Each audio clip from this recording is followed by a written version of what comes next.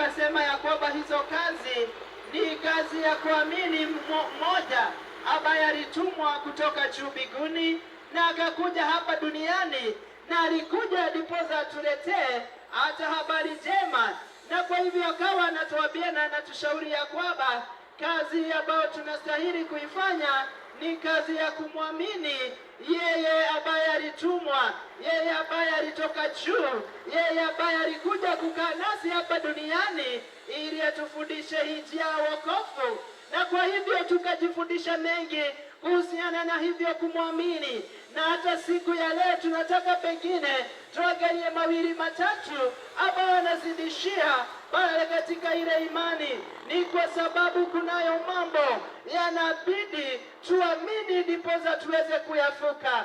Bila imani unakuta ya kwamba haitawezekana. Nayo ni imani kwa nani? Ni imani kwa Kristo Yesu, yeye aliye mwana wa Mungu, yeye aliyetumwa kutoka juu mbinguni. Ni kwa sababu katika haya maisha kunakuja vitu zinaitwa dhoruba ama storms. Wakati storms inakuja, storm si kitu ya kuondoka hata vile ovyo ovyo, lakini inahitaji ukaweze kuinua imani yako kwa Bwana, ukaweze kumulilia Mungu, ukaweze kulitia jina lake, ukaweze kuitia wokovu wake.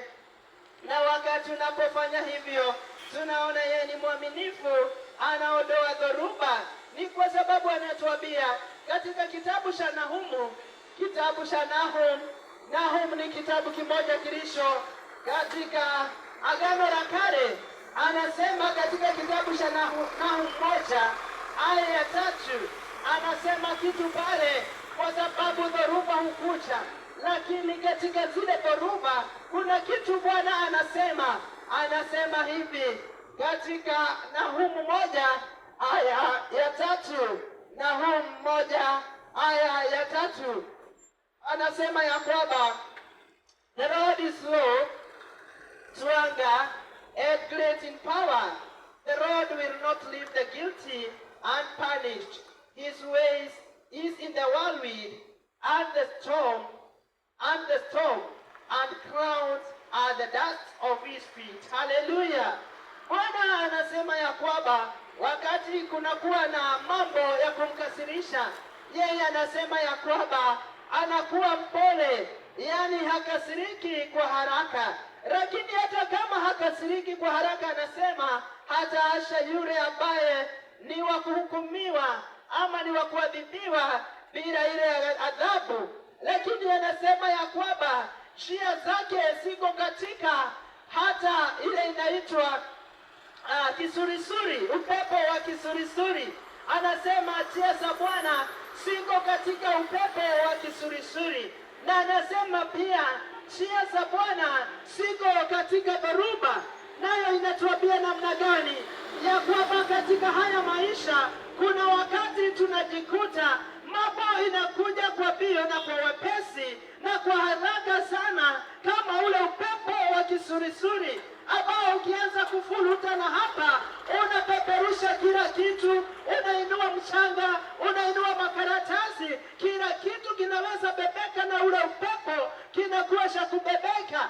Lakini kile ambacho kiko na mizizi, kiko na stability, hata huo upepo hauwezi ukakibeba. Na ndiyo Bwana anasema ya kwamba njia zake ziko katika hata ule upepo wa kisurisuri. Hiyo inasema ya kwamba hakuna mahali ambapo Mungu hayuko katika maishani mwa mwanadamu.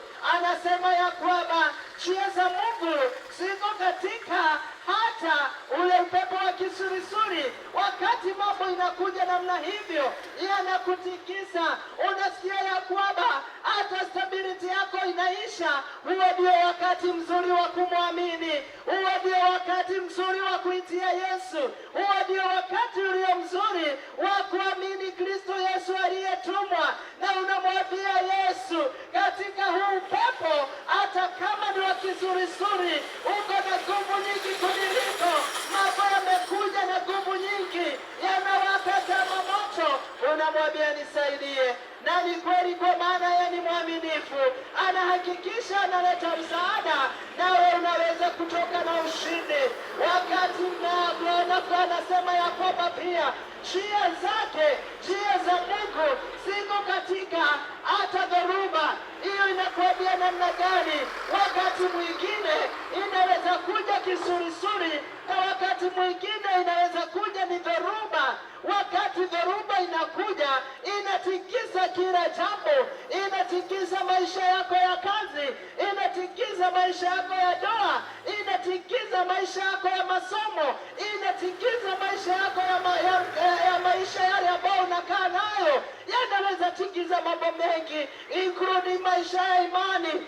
Unajihisi ya kwamba ni kama hata haujajuana na Mungu, lakini Biblia inasema njia za Mungu ziko katika dhoruba. Njia za Mungu ziko katika dhoruba. Hiyo inakuambia ya namna gani? Wakati dhoruba inakuja, hebu kaweza kumwamini Yesu aliyetumwa kutoka juu mbinguni. Kazi yako washa ikuwe ni kuamini, na ndiposa sasa tunaelewa sana na zaidi ni kwa nini Kristo Yesu alisema ya kwamba kazi yenu ni kuamini aliyetumwa kutoka juu, ili wakati dhoruba inakuja na inaanza kutikisa doa, wewe unaweza simama, unaweza itia jina lake, unaweza mwambia nguvu zako zatoka kwako, unaweza mwambia Bwana, wewe ndiye wokovu wangu, unaweza mwambia jina lako Yesu ndilo ngome lililo imara, ya kwamba nikikimbiza doa yangu pale itaweza hata kusimamishwa, nikikimbiza kazi yangu pale ambayo inasukwasukwa na dhoruba kali inaweza kusimamishwa. Na ni kweli utamuona wakati unajihisi ya kwamba dhoruba imekuja katika maisha yako ya imani, na unajihisi ya kwamba hauna nguvu nyingine imebaki ya kuendelea. Huo ndio wakati ulio mzuri wa kumwamini Yesu, kwa sababu amesema ya kwamba njia ya Mungu iko katika dhoruba. Hiyo inasema ya kwamba wakati mwingine hata Mungu ataweza ona umekaa vizuri, lakini akuletee dhoruba ndiposa kukumbushe hali ya kumgojea, hali ya kumwamini, hali ya kumuita. Wakati mwingine unajikuta hata unaona uko na haraka ya mambo, hauna wakati hata wa kuomba, na anajua huu ndio ulio wakati wa kuleta dhoruba, ili akupe nafasi ya kuomba na kulitia jina lake, ili ukaweze kuona wokovu zaidi. Na wakati utakapoona wokovu unasema ni kweli, ubali huu ni Ebeneza. Hivyo ndivyo Mungu wetu alivyo, na huo ndio upendo wake ambao alituonyesha tangia mwanzo, wakati alipotuumba, na wakati anasema ya kwamba mimi ni Mungu ambaye sikasiriki kwa wepesi, na ninaonyesha kisasi baada ya kisasi, hata upendo. Huo upendo unadhihirika wazi wakati dhoruba zinakuja.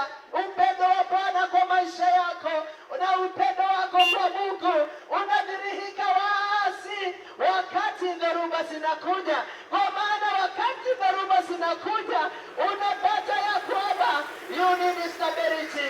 Unahitaji nguvu za kusimama, unahitaji nguvu za kukusimamisha.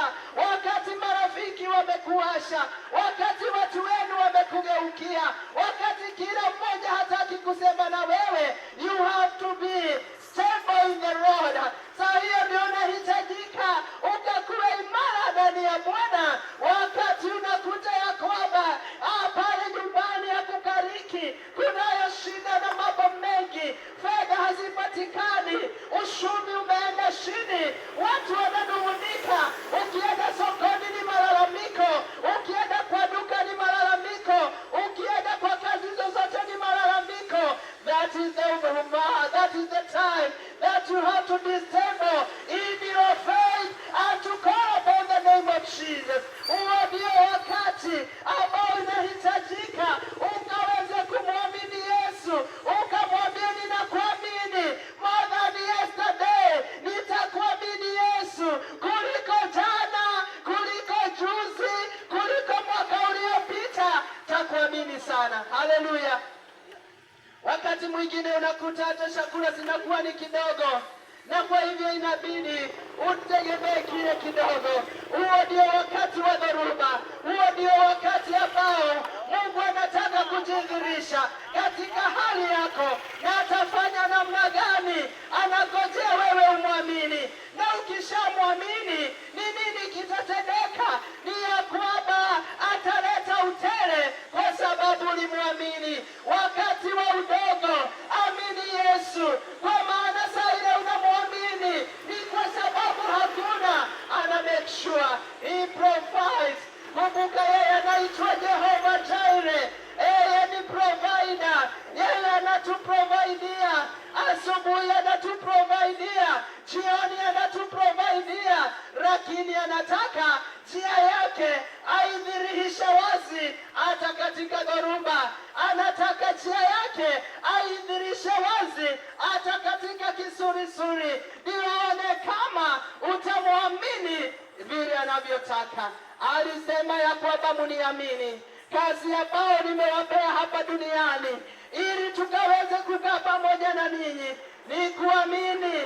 Kazi ya kuamini siyo kazi kidogo, kwa sababu inakuitisha uamini hata wakati mambo hayakai vile inastahili. Umwambie Yesu, ninakuamini ya kwamba uko na nguvu na uko na uwezo, na wewe ndiye suluhu. Ni wewe utamwamini. Umwambie hata katika haya magonjwa, ninaamini yalikuwa na chanzo, na kwa sababu Yesu uko, yatakuwa na mwisho ndani ya maisha yangu, ndani ya maisha ya watoto wangu, ndani ya maisha ya nyumba yangu, ndani ya maisha ya watu wetu, kwa sababu Bwana ni mwaminifu. Ukimwamini hivyo, ukweli ni ya kwamba katika hiyo dhoruba ya magonjwa atahakikisha ya kwamba amekuja, na akikuja atakuokoa, nawe utatoka na wimbo kama ule Daudi alikuwa naimba, anasema, na nitakuja mbele yako Bwana nikiwa na wimbo mpya. Utakuwa na wimbo mpya, ni kwa sababu umemwamini. Ni jukumu yako na yangu tufanye hii kazi ambayo Kristo Yesu alitupa, nayo ni kazi ya kuamini. Mwamini mchana, mwamini usiku, hata wakati wa giza, saa ile hakuna mtu anakuona, katika hata marasi yako, wakati umejifunikia unalia, wakati unajifunikia unasikia uchungu, wakati unajifunikia uko na mawazo chungu nzima, unajiuliza nitapata msaada kwapi? Umejaribu, marafiki hawajakupa msaada. Sikiliza nikwambie, katika hiyo dhoruba si rafiki anahitajika, lakini ni rafiki mmoja, jina lake ni Kristo Yesu. Ukimwamini Kristo Yesu, katika hiyo dhoruba inafanya usilale usingizi, inafanya uteseke. Ninakuambia asubuhi ni wimbo wa furaha. Utasema ni kweli, kilio kilikuwa ni cha usiku, lakini asubuhi ni furaha. Asubuhi yaja na furaha. Amini, kazi yako ni kumwamini. Mwamini katika masomo, hata kama ni katika karo ambayo inaleta shida, ako nayo na anajua njia. Anajua mahali pesa zipo, anajua mahali chakula zipo, anajua mahali kazi ipo, anajua mahali ambapo utaenda ufanye kile ambacho anahitaji, na zaidi ako na jambo ni kwa ajili ya maisha yako. Mwamini na utaweza kuona kubarikiwa. Ni kwa sababu kila siku ako na neno ni kwa ajili ya maisha yako. Mwamini tu. Anaitwa Yesu, hakuna jambo linalomshinda. Anaitwa Simba wa kabila la Yuda, hakuna kitu kinamshinda. Anaitwa maji ya uzima, atakupa maji, atakushibisha. Anaitwa mkate wa uzima, atakupa na utashiba. Mwamini, usimuache, mshikilie mpaka mwisho. Na Mungu anatuambia ya kwamba njia za Mungu ziko katika tufani, njia za Mungu ziko katika dhoruba, njia za Mungu ziko katika hata upepo wa kisulisuli. Wakati ambao haya mambo yanatukujia, sisi huteta sana. Sisi huona tumeashwa, tunaanza kulaumu watu wetu. Ni mzee wangu, ni mke wangu, ni mama yangu, ni mtoto wangu, ni rafiki yangu. Hapana, hebu kanyamaze. katika hilo jambo ambalo unajihisi linakufinya, na uambie Yesu, hii ni dhoruba, na umesema ya kwamba njia yako iko katika dhoruba. Jitukuze sasa. Atajitukuza kwa sababu kile ambacho anahitaji ni utukufu. Umrudie peke yake.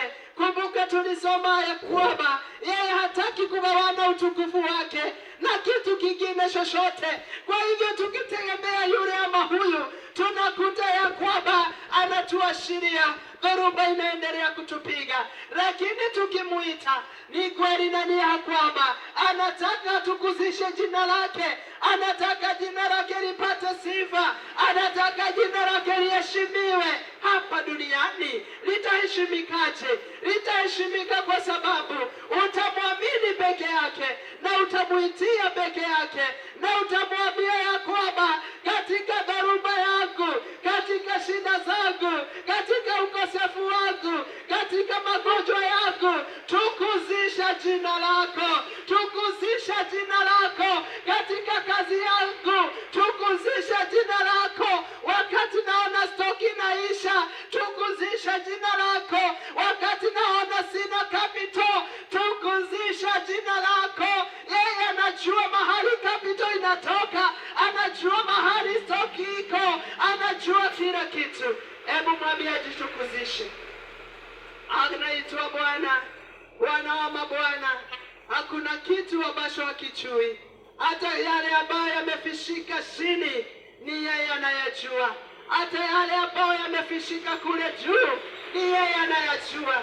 Na kwa hivyo ni rahisi kwake, lakini kwetu haiwezekani, kwa maana macho yetu yanaona kidogo tu, lakini macho ya Mungu yanaona kila mahali. Kwa hivyo akona huo msaada. Washajitukuzishe katika dhoruba, washajitukuzishe katika hata tufani, washajitukuzishe katika upepo wa kisurisuri, wakati unawaka kama moto. Washa Bwana ajitukuzishe. Kazi yako ni moja, ni kumwamini, ni kuamini Yesu, ni kuamini nguvu zake, ni kuamini msaada utokayo juu, ni kuamini kile anachosema ni cha kweli na ni cha hakika katika maisha yako, ni kuamini tu. Ndiposa Yesu alisema kazi yenu ni kuamini. Na kwa hivyo washatumwamini, washatumwamini hivyo, washatumwamini katika mazuri, washatumwamini katika mabaya, washatumwamini kwa sababu njia za Bwana siko katika hata maji makuu. Njia za Bwana siko katika dhoruba. Njia za Bwana siko katika upepo wa kisurisuri. Njia za Bwana siko kila mahali. Anaweza pitia kwa jamii, ndiposa wewe umjue na umwamini. Anaweza kupitia kwa kazi, ndiposa wewe umjue na umwamini. Anaweza pitia kwa serikali, ndio tumjue na tumwamini. Anaweza pitia kwa walimu, ndiposa tumjue na tumwamini. Anaweza pitia mahali popote kwa sababu yeye ni Bwana. Kwa hivyo washafanya kazi yake ndani ya maisha yetu, washa sisi tumwamini. Mchana wa leo Mungu atubariki, nikiomba ya kwamba katika dhoruba yako washa umwamini Bwana, naye alitukuzishe jina lake takatifu katika jina la Yesu. Na wabariki mchana wa leo, hata tunapoendelea na kazi zetu, washa tuendelee kuamini. Hata tukiendelea kulea, tuendelee kuamini Bwana. Tukiendelea kulima, washa tuendelee kumwamini Bwana. Tukiendelea kufanya yale ambayo Bwana ametupa, washa tuendelee kumwamini. Kumbuka kazi yetu ni kuamini na si kuamini vitu vingine. Biblia inasema ya kwamba ni kuamini Kristo Yesu aliyetumwa kutoka juu mbinguni. Kwa hivyo kama haujamwamini umbali huu, jameni, fanya hima kumwamini, fanya kauli ya kumwamini. Kama haujampaja maisha yako, umwambie leo, ninakuaminia hata haya maisha ya kwamba ukayachukua, ukaniongoze, ukanitawale. Fanya hima, fanya hima dada yangu, fanya hima ndugu yangu, wakati unaendelea kuyayoma. Na hivi karibuni, kumbuka, anarudi, anakuja kuchukua wale ambao wanatenda mapenzi yake, na hayo yote tutaendelea tukijifundisha kulingana na vile Bwana atakavyotusaidia. Kwa hivyo mchana wa leo Mungu awabariki, tukiendelea kumwamini na tukikata kauli ya kwamba tutamwamini. Dhoruba iwe, tufani iwe, upepo wa kisurisuri uwe, maji mengi yawe, shida ziwe, tutamwamini. Mungu awabariki. Washa na tuombe.